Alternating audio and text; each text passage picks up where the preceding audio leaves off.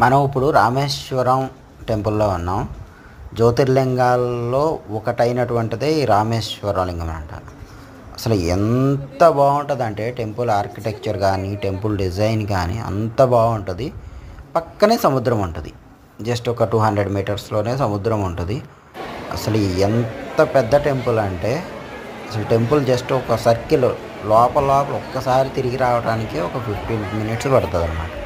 ఇది టెంపుల్ యొక్క main temple back side. ఇది అసలు ఎంత బాగుంటుందో. జ్యోతిర్లింగం చాలా చిన్నగా ఉన్నా సరే ఎంత చూసినా చూడాలనిపించే దేవాలయాల్లో రామేశ్వరం టెంపుల్ ఒకటి.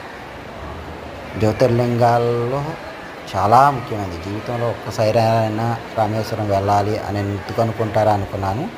ఆ టెంపుల్కి వెళ్ళి దర్శనం చేసుకునేదాకా కూడా నాకు అనిపించలేదు. అప్పుడు తెలిసింది అసలు ఇంత ఇది ఉందా ఈ టెంపుల్లో.